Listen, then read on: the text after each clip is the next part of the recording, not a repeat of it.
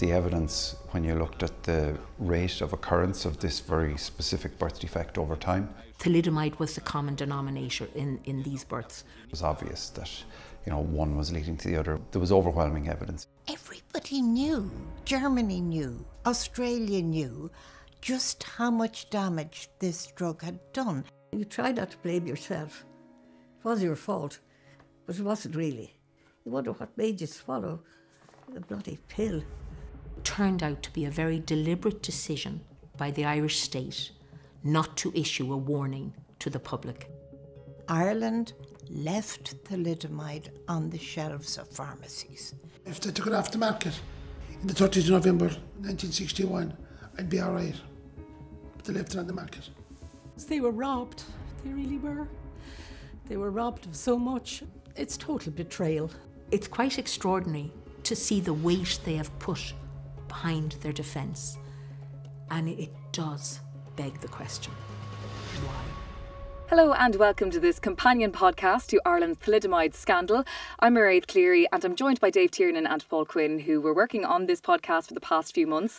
Welcome one and all. Thanks very much for having us. So can you tell us, guys, when did you start, where did you start with this story? The thalidomide story began, over recent years. The Irish Thalidomide Association every year holds a protest outside the Dáil, highlighting their concerns, their issues. This came about, it was a few months ago, and the Australian government formally apologised to thalidomide survivors in Australia for the lack of the government response to the crisis back in the early 1960s. And I was sent out to cover the story and to get the Irish reaction, because that's something that the Irish Thalidomide Association have been campaigning for decades, is for the Irish government to do something similar and formally apologise to thalidomide survivors for the lack of action that the government at the time took back then. So I went out to Finola Cassidy, who many people listening to this podcast will know is one of the thalidomide survivors, the thalidomide family, as she would say herself, and has been campaigning for years on this issue, and her parents before her. And I was went out to get an interview with herself to cover the Australia angle. And when I was out there, just hearing her story, just speaking to her again, and I remember she brought me into her office and she has all these records, newspaper clippings and cuttings going back, as I said, decades of, her parents on the outside Leinster House who've been campaigning. And I just thought, wow, this would make a really interesting documentary. And often in news, we don't get an awful lot of time.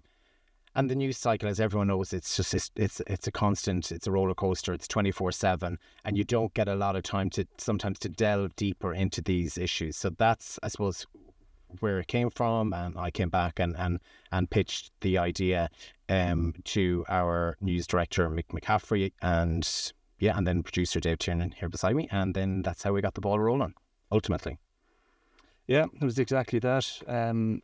I think it also just happened at a good time, where we were at that time where we were looking at the documentary slate for 2024. So all the stars really aligned. And as Paul said, news is a great vehicle for telling the news, but those, your 90 seconds or your 2-minute news package is not always the right vehicle to tell every story. And certainly the thalidomide story is a 60-year story at this stage. And the documentary format seemed to be the way to go. And I think within short order, Paul and I were actually working on another documentary at the time, but once that was wrapped, I think within short order we were on thalidomide. And I think a lot of people as well, they don't know what thalidomide is. They may never have heard of the word. And essentially it was a drug, like a pill. It was like a Panadol or an Anadin now, where it was given for a number of issues, but it was at the time meant to be good for relieving stress, or a morning sickness pill. That's one way that it was kind of promoted, and a lot of pregnant women would have taken the pill. But ultimately, the pill did huge damage to the unborn baby, and it depended on the time, how many weeks pregnant a woman was, where they took that pill. how much damage was actually done. And in the documentary, we speak to Mairéad Cleary, who is 94, and she's one of the very few remaining mothers who are alive in Ireland today who were pregnant back in the late 1950s, early 1960s. And she tells us about, she just took one pill, and she had been feeling a little bit unwell, and her husband had come home from the pharmacy and said, look, I've got these pills and they're meant to be, you know, they're meant to be great. They'll help you out. And she literally said she took one pill and her daughter Sharon was born with thalidomide. And, you know, even just speaking to her, she has huge guilt. And that's what really comes across in the documentary, is that the survivors who we spoke to, many of them never spoke to their parents about it because they said it was just too difficult. And so many mothers passed away never hearing the words, even though they would have known, but never hearing the words from the officials, from the government of the day saying, you know, you did nothing wrong. Yeah. You did absolutely nothing wrong. This was not your fault. You didn't know.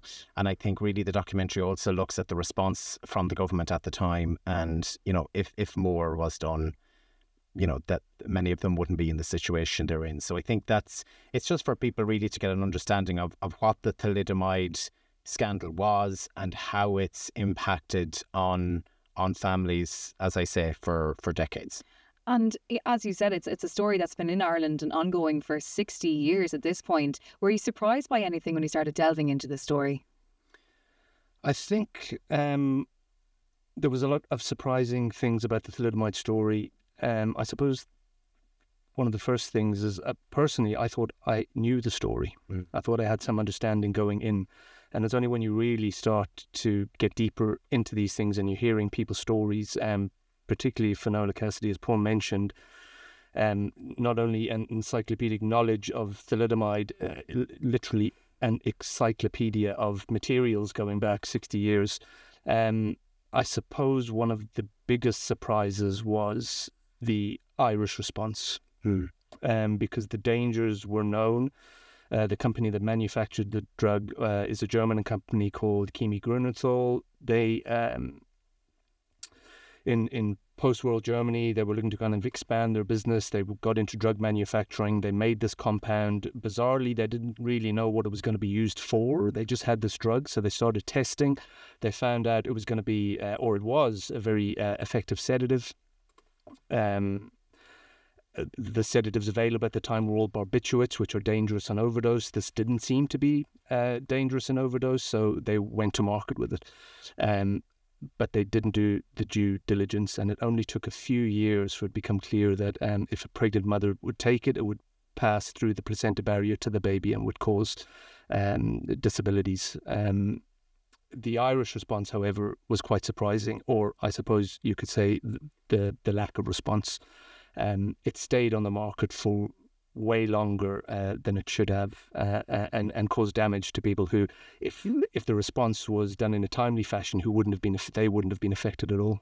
Yeah, and one of the people we speak to in the documentary as well, John Stack, he's one of those who, you know, he should never be talking about thalidomide because he was born much longer after that drug was taken off the market worldwide, but obviously was still available here in Ireland. And we also hear in the documentary, you know, from people saying how you were able to go into chemists even a few years after that and still be able to pick it up, or this would have been in shelves at home like Panadol or Anadin, and people would have just taken it because there wasn't that urgent response and urgent reaction from the government. And, you know, John is a remarkable person, but as I say, he should never have had to speak about this issue. But, you know, he tells us a little bit as well about the impact it's had on him.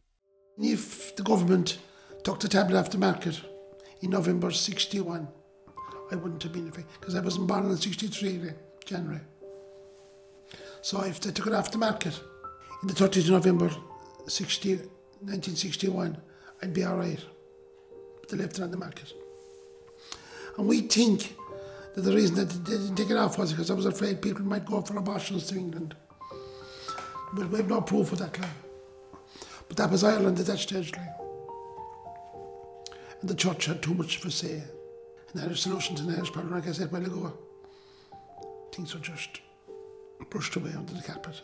like you asked us there, what kind of surprised you when you're making the documentary? It surprised me that we actually are making the documentary, that they were still talking about this so many decades later, and that the fact that, significant broadcasters like Olivia O'Leary and Terry Prone and people like that have for so many years been campaigning on this issue as well. And you just think, why has the government of the day in the last 60 odd years not just apologised and said, it wasn't all the government of the day's fault. There was the company obviously involved behind that, but just the fact that there was no urgency at the time and that not enough was done by government to say, hang on here, let's make sure that this drug is taken off the market, that there is no issues. And as John mentioned there, back in the early 1960s, the Department of Health, the government, the influence of the Catholic Church clearly, was much stronger than perhaps it is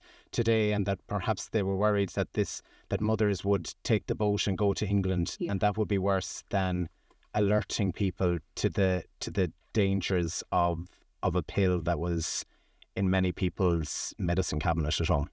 And being in the medicine cabinet, was there ever a press conference or some kind of announcement that there was a danger involved in this drug? No, is the short answer. The distributors in Ireland were a company called TP Wheelahan, and the government handed over responsibility for the withdrawal to the company, and they did it with basically slips that were sent out to pharmacists. Olivia O'Leary actually found this out in the early 70s, so we're about 10 years after the fact when she began looking into the response. And when she found the slip, she realised that the type of slip it wasn't a big sort of red notice that said, urgent, immediately removed from sale, warn all patients. It was something that was of a lower priority, something that you might give out for a drug that was out of date. Nothing that was going to be a significant danger. But of course, that had huge knock-on effects in that it did stay in cupboards. And I suppose one of the other elements is that we kind of forget, because it is so long ago, that drug labelling isn't what it was now. If you were to buy a packet of Nurofen now, today, it's easily found out that the drug you're actually taking is ibuprofen. Yeah. If you were to take the brand name, the popular brand name in Ireland, which was called Softenon, or if you were in the UK, it would have been Distaval.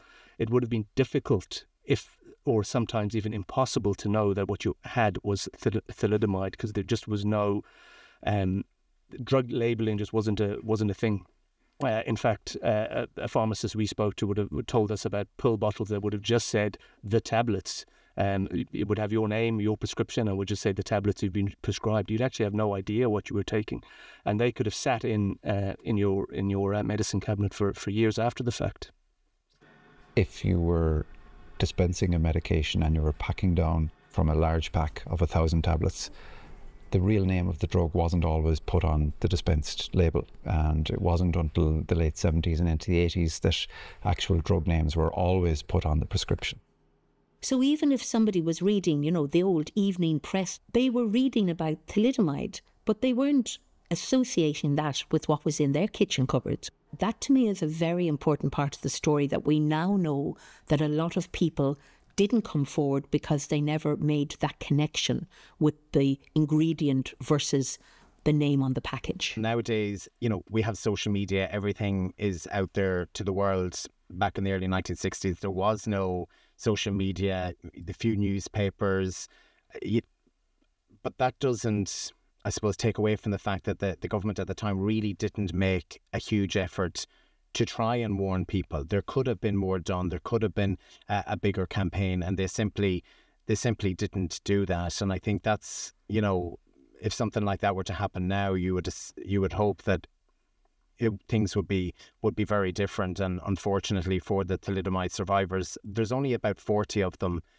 left in Ireland, and for them in particular, this is just something they've been fighting for decades, and are really hoping that now the time has come that the government of the day will step up to the mark and, I suppose, bring a bit of closure to many parts of that campaign.